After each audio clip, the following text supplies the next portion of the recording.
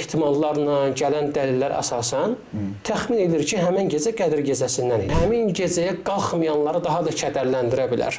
Bu gecənin Qədr gecəsi olduğunu necə bilə bilərik?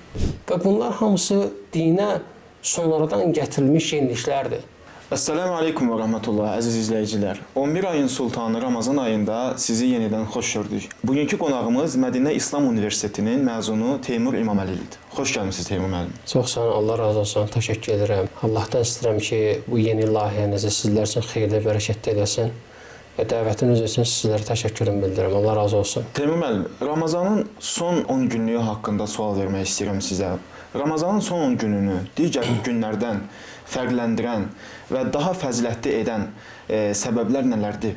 Ümumiyyətlə, Ramazan ayının bütün günləri, istər onun gündüzləri olsun, istər gecələri olsun, həqiqətən də xeyirli, bərəkətlidir. Yəni, əzrlərlə, savablarla, mükafatlarla dolu bir aydır.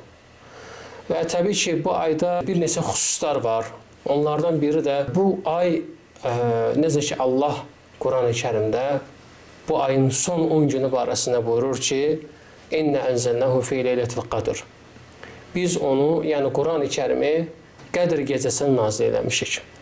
Və həqiqətən də, yəni Quran-ı Kərimdə, yəni bu surənin keçməsi həmin o 10 gecənin nə qədər şərəfli, üstün olduğunu sübut edir. Qədr gecələrinin nə qədər şərəfli və üstün bir gecələr olduğunu bizlərə bəyan edir. Ona görə hər bir müsəlman çalışmalıdır ki, yəni Ramazan ayında, xüsusən də Qədr gecəsində inən Quran-ı Kərimi tədəbbür eləməlidir, çoxlu oxumalıdır və xüsusən də Ramazan ayında, hansı ki bu ay Quran ayıdır. Ona görə hər bir müsəlmana, həm özümüzə, həmçində bütün müsəlmanlara tövsiyəmiz, nəsihətimiz ondan ibarətdir ki, Allahın kitabına böyük qayğı göstərsinlər, ona diqqət ayırsınlar, vaxt ayırsınlar, xüsusən də bu Ramazan ayında. Quranı dəfələrlə bitirməyə çalışsınlar, ən azından bir dəfə onu bitirməyə çalışsınlar.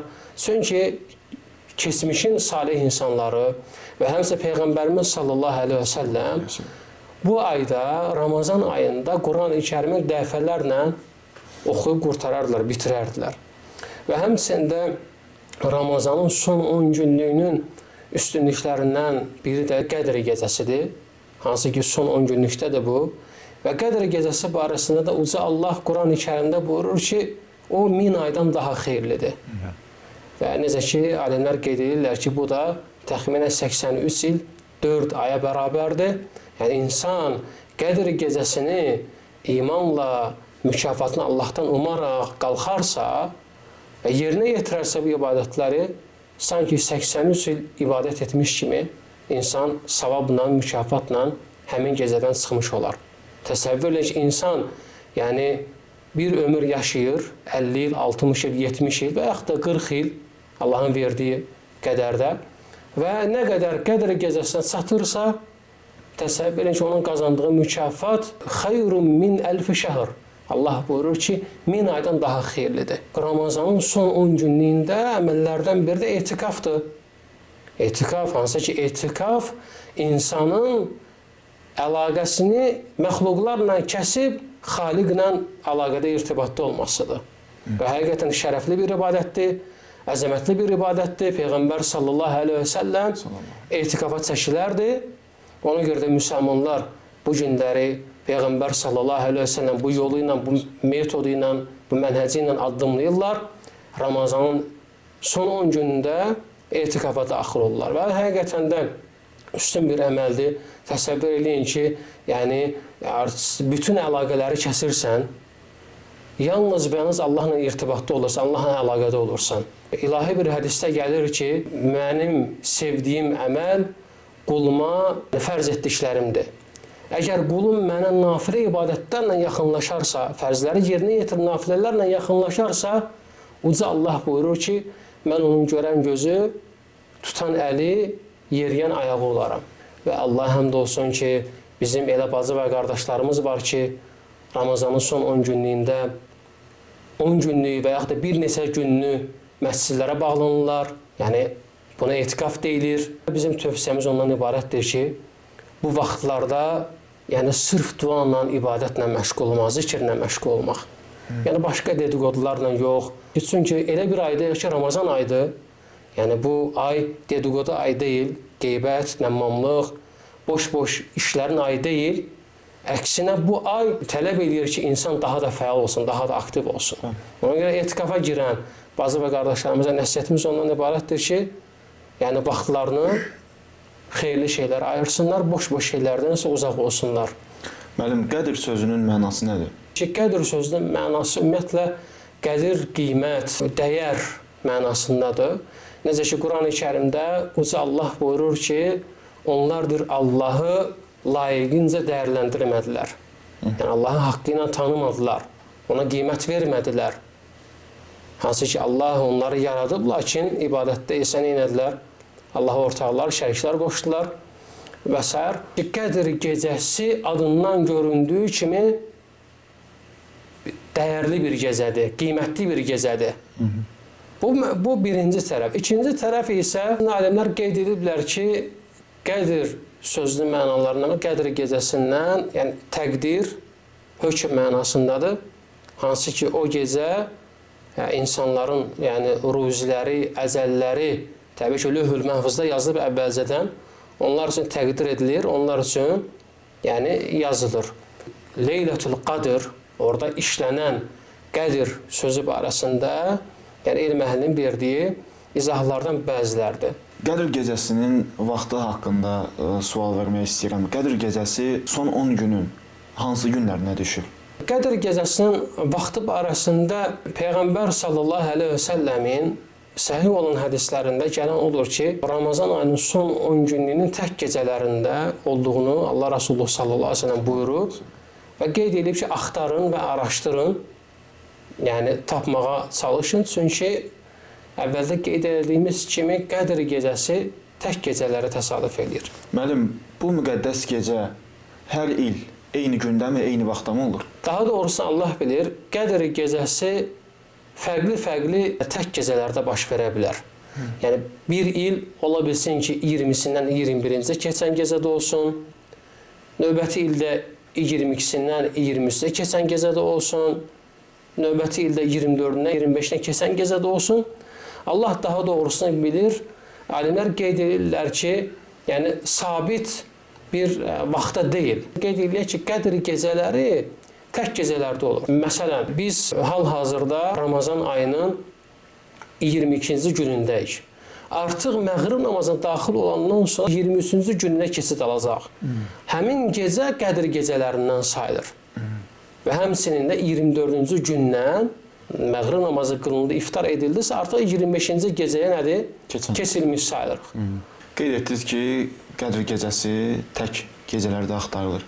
Yəni, bu mütləq olaraq belədirmi, yoxsa cüt gecələrə düşmə ehtimalı var? Qədr gecələri Peyğəmbər sallallahu əleyhi və səlləm hədislərinə baxsaq, Allah Rasulullah sallallahu əleyhi və səlləm tək gecələri də axtarmağı bizlərə bəyan edib. Bizlərə buyurub ki, tək gecələri də axtarın. Və hədislərin bəzilərinə baxsaq 21-ci gecədə, digərlərinə baxsaq 23-də, başqa bir hədisdə 25-ci gecə, digər hədisdə 27-ci gecədə olduğu bizlərə bəyan edilib. Allah daha doğrusunu bilir, daha düzünü bilir. Qədr gecələri tək gecələrdə olur, amma burada bir xüsusə diqqət etdirməyə lazımdır ki, bəzən bizim müsəlman qardaş bacılarımız görürsən ki, yalnız tək gecələri oyağı olaraq keçirirlər, yəni ibadətdə keçirirlər. Amma bir şey bilmək lazımdır ki, əgər insan Ramazanın son 10 günlüyünü əvvəlindən axırına qədər, sonuna qədər duanla, ibadətlə, zikirlə keçirsə, bu insanın Qədr gecəsinə nail olması, düşməsi bu 100%-dir. Aydındır? Çünki artıq bütün gecələrə bu insan ayaqda keçirdi. Və ona görə də bilmək lazımdır ki, son 10 günlüyə daha da həris olmaq, çünki Peyğəmbər sallallahu əleyhi və səlləmin yolu idi bu, Peyğəmbərimizin. O, Ramazanın son 10 günü girəndə, yəni qadınlarından uzaqlaşardı. Yəni bel bağlısını möhkəm bağlayıb, ibadəti özünə həssə eləyərdi, ibadəti özünə sərf eləyərdi. Ona görə müsəlmanın da örnək götürəcəyi şəxs Peyğəmbər sallallahu əleyhi və səlləmdir. Ona görə də bizim üzərimizə düşən odur ki, bu gecələrin hamısından istifadə eləmək. Amma o ki qaldı ki, bəzən görürsən ki, müsəlman qardaş-bacılarımız var ki, təbii ki, bunlar elmsizlikdəndir. Lakin bilmək lazımdır ki, onların bəzi elədiyi hərəkətlər var ki, onlar gecələri yemək və içməkdə, dedikoduda və yaxud hər hansısa bir kinoya baxmaqda, serialda keçirdirlər ki, ad olaraq deyirlər ki, biz gecəni ehya etdik. Əslində gecənin ehyası belə olmur. Gecəni yəni insanın həmin gecədə onu ehya etməsi duanla, zikirlə və həmçinin də digər nafil ibadətlərlə məşğul olması ilə mümkündür. Və xüsusən də bu gecədə duaya üstünlük vermək, duanı çoxaltmaq. Allah razı olsun müəllim. Hamımıza məlumdur ki, Qədr gecəsinin müəyyən əlamətləri var. Bu əlamətlər nədir? Bu gecənin Qədr gecəsi olduğunu necə bilə bilərik?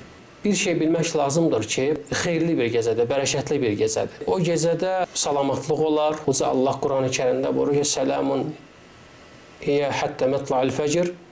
Yəni günəş fəcr doğana qədər o gecə salamatlıq olar. Təbii ki, bu gecənin əlamətləri barəsində alimlər qeyd edirlər ki, təbii ki, hədislərə əsasən Peyğəmbər sallallahu əleyhi və səlləm hədislərinə baxsaq, onun sabahının doğulan günəşin şüasız olması və həmçinin də qeyd olunub ki, onun gecəsinin nə isti, nə də soyuq olmasıdır. Allah daha doğrusunu bilir. Yəni bu Qədr gecəsinin əlamətlərindəndir. Belə bir halda ehtimal olunur ki, həmin gecələrdən idi.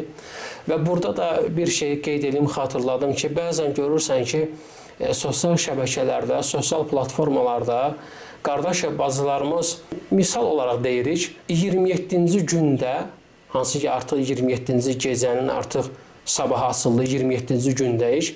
Sübh namazından sonra görürsən ki, sosial şəbəkələrdə, statuslarında, profillərində şəkillər paylaşırlar. Yəni filan gecə Qədr gecəsi oldu, bugün Qədr gecəsi idi və s. və axır. Allah daha doğrusunu bilir. Bizim keçmiş salih insanlarımızdan belə bir şeylər varid olmayıb, gəlməyib. Və həmçinin belə bir şeylər etmək həmin gecəyə qalxmayanları daha da kədərləndirə bilər. Onların qəlbinə hüznü salmamaq üçün, yəni bu bizə qadağan olunub ki, müsəlman müsəlmanı kədərləndirməz, onun qəlbinə hüzn salmaz. Ola bilsin ki, insandır, həmin gecəni yatıb, ola bilsin ki, yorğun olub, gecəni qalxa bilməyib və belə bir şeylər etmək Allah daha doğrusu hikmətdən deyil. Ona görə çalışmaq lazımdır ki, belə şeylərdən uzaq olmaq. Əlhamdülillah, Allah həmd olsun. Əgər həmin insan gecəyə nail olub çatıbsa, nə gözəl, nə yaxşı. Olduqca bəyənilən bir əməldir. Amma bunu səhərsi gün başqa yerlərdə paylaşmaq, qeyd elədiyimiz kimi, müsəlman qardaş və bacının qəlbinə hüzn salma ola bilər. Ona görə müsəlman maksimum dərəcədə belə şeylərdən uzaq olmağa çalışmalıdır. Və həmçində burada bir məsələ var ki, ola bilsin ki, həmən insan fikirləşsin ki, artıq Qədr gecəsi oldu, bitdi. Misal olaraq, halbuki Ramazanın bitməyinə 2 və 3 gün qalıb. Və 2-3 gün qabıcı deməli, qabaqda hələ də tək gecə var. Ehtimal var yəni. Ehtimal var, bəli. Və insan artıq həmən gecələrə qalxmayacaq və beləliklə nə olur? Görürsən ki, qarşı tərəf müsəlman qardaş və bacı beləcə ibadətdən soğutmuş ola bilər. Bir şey unutmaq lazımdır ki, gecənin həqiqətən baş verməməyi bizə dəqiq deyil. Yəni, onun elmi, dəqiq elmi Allah yanındadır. Lakin biz yəni, ehtimallarla, gələn dəlillər əsasən təxmin edilir ki, həmən gecə Qədr gecəsindən idi. Mən buradan qardaş və bacılarıma, ümumiyyətlə, bütün müsəlmanlara səslənirəm ki, bir şey unutmaq lazımdır ki, Qədr gecəsinin gizlədilmə hikmətlərindən biri də odur ki, insan həmin gecəni axtarsın. Bütün bu 10 günlüyü, son 10 gecəni ibadətdə keçirtsin. Biz əvvəldə də qeyd elədik ki, əgər bir insan 10 gecəni ibadətdə, duanla, zikirlə keçirərsə, o insan şübhəsiz ki, Qədr gecəsi nail olub. Çünki Qədr gecəsi həmin 10 günün tək gecələrindədir. Və ona görə də çalışmaq lazımdır ki, bu 10 gecəni, 10 günlüyü səmərəli şəkildə istifadə eləmək və bundan ən gözəl şəkildə çıxmaq. Allah razı olsun müəllim. Müəllim, insanın bu gecənin Qədr gecəsi olduğunu bilməsi vacibdirmi? Hətta o əcrə nail olsun deyə. Yəni, misal üçün, insan 10 gecənin 10-unu da ibadətdə keçirdir və xüsusən də tək gecələri. Və yalnız həmən gecə Qədr gecəsinin əlamətlərini axtarmır. və ya maraqlanmır ki, bu gün Qədr gecəsidir yoxsa yox. Bu insan da Qədr gecəsinin əcrinə nail olurmu və bilməsi şərtdirmi? Bilməsi şərt deyil. Çünki insan ola bilər ki, Ramazanın son 10 günlüyünün gecələrini, bütün 10 günlüyünü duada, zikirdə keçirtsin. Amma insan sübh namazından sonra və yaxud da gecə vaxtı samaya baxmasın, havaya baxmasın, görəsən bu günün havası və yaxud da sübhü necə doğdu. Bu əlamətləri onun bilməsi şərt deyil. Əsas olan ondan tələb olunan şey həmin gecələri tələb olunan şəkildə keçirtməsidir.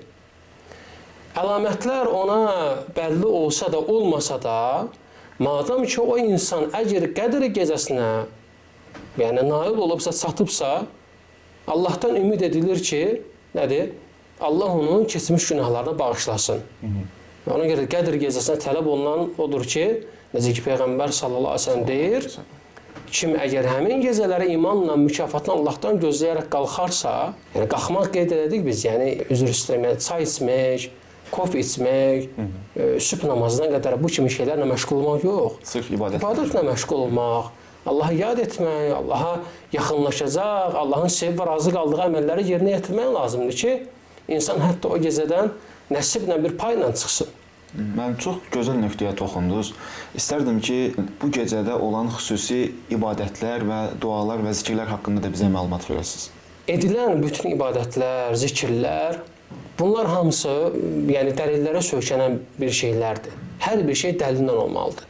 Yəni biz bu gün özümüzdən nəyisə istifadə edə bilmərik, nəyisə kəşf edə bilmərik ibadətlər məsələsində. Yəni misal üçün bu gün Qədr gecəsidir. Gəl yeni bir dua kəşf edək, yeni bir zikir kəşf edək, xeyr. Biz bunları Allah Resulü sallallahu əleyhi və səlləm hədislərinə uyğun olaraq yerinə yetiririk. O ki qaldı hansı dua etmək lazımdır, hansı dua daha əfsəldir və o Peyğəmbər sallallahu əleyhi və səlləmin bizə gəlib çatan səhih hədisindədir ki, Ayşə anamız möminlərin anası deyir ki, ey Allahın Rəsulü, birdən həmin gecəyə çatsam, yəni nə etmək lazım, nə deyim? Peyğəmbər sallallahu əleyhi və səlləm buyurur ki, de ki, Allahım, sən əfv eləyənsən, əfv eləməyi sevirsən, məni əfv elə, məni bağışla. Və ona görə müsəlman bu duanı Qədr gecələrində çoxaltmalı. Allahümmə innəkə afuvun tuhibbul afvə fa'fu anni. Əvvəldə qeyd etdiyimiz dua ilə yanaşı, həmçinin insan gecə namazlarını qılmalıdır və buna səy göstərməyə çalışmalıdır. Xüsusən Ramazanın son 10 gecəsində insan 2 rükət qılır və sonrası yenidən 2 rükət, yenidən 2 rükət və beləcə ən əfsəli olan odur ki, 11 rükət qılıb tamamlamasıdır. 11 rükət qılaraq və gecə namazını bu şəkildə tamamlaya bilər və çalışmaq lazımdır ki, namazlar və həmçində duaları çoxaltmaq. Allah razı olsun mənim. Mənim bildiyimiz kimi Ramazan ayının gecələri gündüzlərindən fəzilətlidir. Və Ramazan ayının son 10 günü də Ramazanın digər günlərindən fəzilətlidir. Və hətta o son 10 günün içindəki, hansı ki siz qeyd etdiniz, Qədr gecəsi, fəzilətli gecə, o gecə o son 10 günün içərisində ən xeyirli gecədir. Bu halda bəzən müsəlmanlarda biz ibadəti təxirə salma və gündüz yatıb yalnız gecə ibadət etmək və yaxud da Ramazanın 20 gününü belə deyək, boş keçirdib və yaxud da ibadətdə səhlənkarlıq edib bütün ibadətləri son 10 günə və yaxud da o Qədr gecəsinə saxladıqlarını görürük. Bu nə dərəcədə düzgündür? Bu ay elə bir aydır ki, insan bu ayda fürsətləri dəyərləndirməyə çalışmalıdır. Çünki insan bilmir ki, o gələn il həmin Ramazana yetişəcək, yəni Ramazan yetişəcək, yoxsa ki, yox. Necə ki, biz bunu görürük, şahidi oluruq. Neçə insanlar var idi ki, keçən Ramazanla bizimlə bərabər idilər, bir yerdə idilər, amma biz onları bu il yanımızda görmürük. Ona görə insan çalışmalıdır ki, istər Ramazanın gündüzləri olsun, istərsə də gecələr olsun, faydalanmağa çalışmalıdır. Gündüzləri təbii ki, insan orucla keçirdir, ta məğrib namazına qədər, məğrib azanına qədər və orucunu da qorumağa çalışmalıdır. Yəni qeybətdən, nammamlıqdan, pis şeylərdən. Əvvəldə qeyd edildiyimiz kimi təravih namazları qılınır, cəmaət şəklində, bərabər şəkildə. Bu, həmin ayın gecələrində olan bir bərəkətidir və həmçinin də Ramazanın son 10 günlüyü, bəli, son 10 günlüyünün gecələri daha şərəfli, daha üstündür. Çünki orada o son 10 günlüyün içərisində Qədr gecəsi deyilən bir gecə var. Və həmin gecə bu son 10 günlüyü daha da, onun gecələrini daha da şərəflənir, daha da üstün eləyir. Lakin bu o demək deyil ki, yəni insan sırf gecələri özünü saxlamalı, özünü həsr etməlidir. Xeyr, gündüzləri də insan zikirlə, Quran oxumağın özünə məşğul etməlidir. Və xüsusən də Quran oxumaq, çünki bu ay Quran ayıdır. Xüsusən də Quranın dəfələrlə tam şəkildə oxunması, bu əlbəttə ki, bəyənilən gözəl əməllərdəndir. Allah razı olsun müəllim. Həqiqətən qeyd etdiyiniz kimi heç birimiz Ramazanın sonuna çatacağıq-mı və yaxud da sonrakı il Ramazanına çatacağımızı bilmirik. Buna görə düşünürəm ki, Ramazanın hər gününü, gündüzünü və gecəsini dəyərləndirməliyik və çalışmalıyıq ki, əcrlərdən heç birini itirməyək. Ramazanın xüsusən də son gecələri bəzi firqələrdə görürük bu əməli. Quranın müəyyən səhifəsini və yaxud da müəyyən surəsini açaraq başa qoymaq. Bu nə dərəcədə düzgündür və bu Peyğəmbərimiz sallallahu aleyhi və səlləmin sünnəsində varid olubmu? Ümumiyyətlə bir şey unutman lazım deyil ki, yəni Quran-ı Kərim o kitabı oxumaq üçün göndərilib. 7 qat səmadan Uca Allah o kitabı bizə nazil edib ki, o kitab oxunsun. O kitabın içərisində olanlar əməl edilsin. O şey qaldı, həmin kitabı başa qoymaq və hər hansısa bir səhifələrini başa qoymaq, bunlar nə bizim Peyğəmbərimizdən sallallahu aleyhi və səlləmə varid olub, nə də onun yanındakı xeyirli insanlardan, onun sahabələrindən, yoldaşlarından heç birindən bizə gəlib çatmayıb. Və bunlar hamısı dinə sonradan gətirilmiş yeniliklərdir. Xurafatlardır ki, görürsən ki, bəzi insanlar özlərini bu kimi şeylərlə məşğul edirlər. Əksinə, Quran-ı Kərimin enməsində məqsədlərdən biri odur ki, Allah buyurur ki, Quran-ı Kərimdə liyəddəbbəru ayətihi. Onlar Allahın ayələrini tədəbbür eləsinlər, fikirləşsinlər, düşünsünlər, özlər üçün bir ibrət götürsünlər. Əslində, Quran-ı Kərimin nazil olma səbəbi budur. İnsan Quranı oxumalıdır, onun içərisində olan şeylərə əməl etməlidir. Amma səhifələri və yaxud da Quran-ı Kərim mushafı bütün şəkildə başa qoymaq, onu açıb yerləşdirmək, təbii ki, bu o demək deyil ki, yəni insan o əməli elədirsə, orada olan ayələr, Subhanahu wa Ta'alanın kəlamı onun başına daxil olacaq, beyninə gələcək. Xeyr, əksinə onun, insan əgər onun özündə yaşamaq istəyirsə, onu oxumalıdır.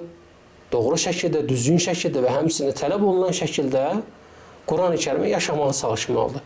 Çox təəssüflər olsun ki, yəni bu kimi xurafatlar, mövhumatlar görürsən ki, insanları bu kimi əməllərə aparıb çıxardır. Hər bir müsəlman çalışmalıdır ki, bu kimi əməllərdən uzaq olsun, Quranı oxusun, əlinə alaraq, mushafı açaraq oxusun və həmçinin içində olanları yaşamağa çalışsın. Allah razı olsun Teymur müəllim. Allahdan istəyirik ki, bizi həqiqi sünnə əhli etsin və bidətlərdən, xurafatlardan uzaq etsin. Sizə də təşəkkür edirəm. Dəvətimizi qəbul edib qonağımız oldunuz və məclisimizi gözəlləşdirdiniz. Allah sizə bərəkət versin. Təşəkkür edirəm. Allah layihənizi bütün müsəlmanlar üçün və sizin faydalı eləsin, ya Rab. Əmin. Və belə əziz izləyicilər, verilişimizin sonuna gəldik. Bizi izləməyi unutmayın. Mövzu ilə bağlı suallarınız olarsa şərh bölməsində qeyd edin. Sağ olun, salamat qalın. Esselamu aleykum və rəhmətullahi və bərəkətuhu.